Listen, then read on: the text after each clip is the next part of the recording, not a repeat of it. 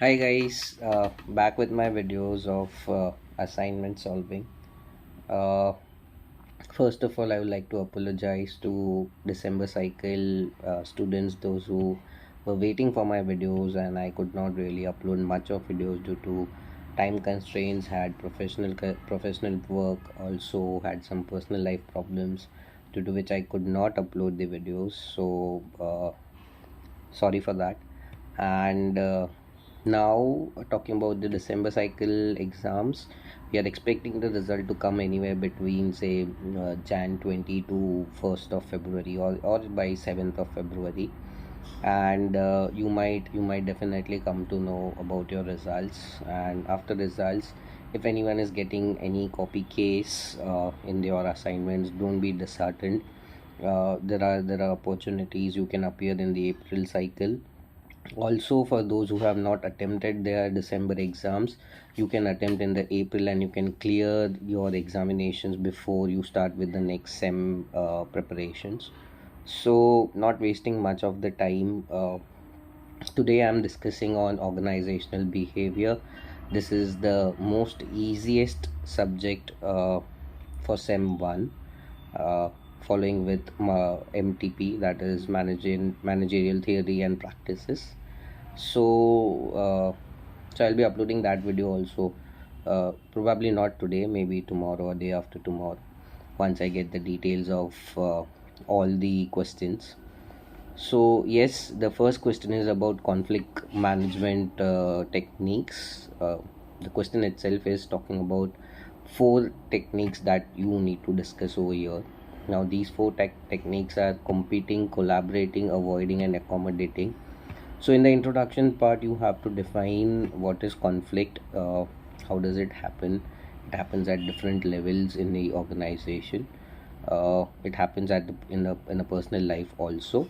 So discussing something about conflict, then discussing about this four types of techniques, that is competing, collaborating, avoiding, and accommodating. Further, there is compromising also. Now it's on you whether you want to write it or not. But yeah, in the questionnaire they are asking about the four techniques, so you can mention this main four techniques. You can write about compromising also, but it's not a compulsion. And then in the conclusion part, how the conflict management can be implemented in a company, so that in an organization, so that there are less of conflicts, the functioning is proper, the operations is proper. And in the conclusion part, what are the benefits of utilizing the conflict management techniques, which will reduce conflicts in the organization. So this is how you complete the first question. Moving to second question. The second question is about, there are these two people, Karan and Sanjay, who are project leaders, in which Karan is a person who's a leader, who's a manager, and basically is he's quite free with his team. He gives opportunities to his team members, while the Sanjay is totally opposite to this. So we have to compare the two types of leadership styles, not skills, the styles which are implemented in this case study.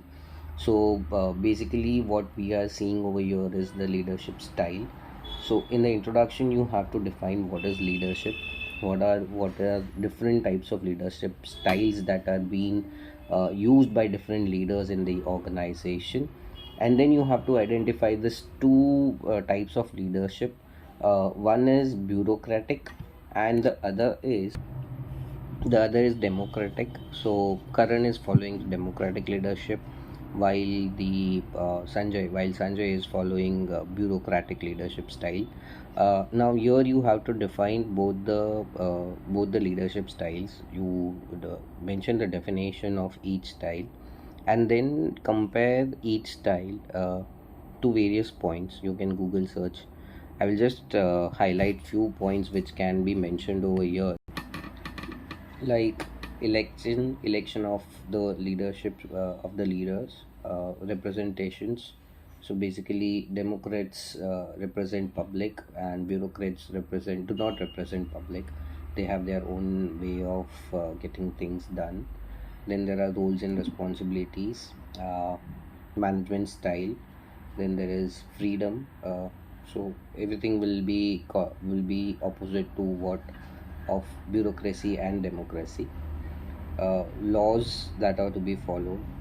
Democratic have the power to use the laws, but then yes, they give the freedom to their team members.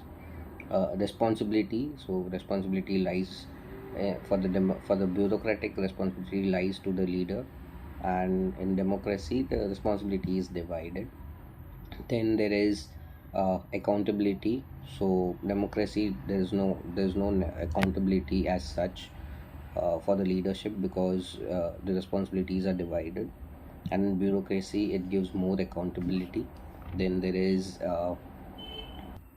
methods that are followed. So basically bureaucracy follows the top down method, and the democracy is based on the values. So yeah, there are so many points. If you Google search, you might get. But yes, the difference between democracy and bureaucracy is what you have to write. uh, in the conclusion part, how the different styles are beneficial for an organization, or for the leader, or for a manager of managing their businesses and operations. So this is how we complete the second question. Moving to third question. So in the third question, it is divided into two parts. The first part, we need to define the different types of motives, motivation factors. So basically, there are two types: intrinsic and extrinsic. In intrinsic, there are various types of motivations which you have to define, and in extrinsic, there are different types of motivations. So there can be affiliation, there can be achievement. So basically, it's about different motivations which externally affect a person. So in 3A, in the introduction, you define what is motivation. Then in the concept part, define about the intrinsic and extrinsic motivation. You can mention few points of which can be referred as intrinsic and extrinsic motivation. And in the conclusion part, how motivation affects a person in performing or achievement of organizational goals. Moving to third B, it is about Maslow's need of hierarchy. So you have to define about what is Maslow's hierarchy of need, which has five levels of hierarchy needs. The first level is psychological needs. Second is safety needs. Third is love and belonging needs, esteem needs, and the fifth is self-actualization needs. So you have to define about this five needs, and then in the conclusion part, how these theories can be used in organizations in order to motivate people to work towards the organization goals. So yes, this is how you complete the organizational behavior assignments. It's quite easy. You can Google search, you will get a lot of data on this. In case if you find any difficulties, my WhatsApp number is already there in many of the videos. Still, I will mention the same in this video too.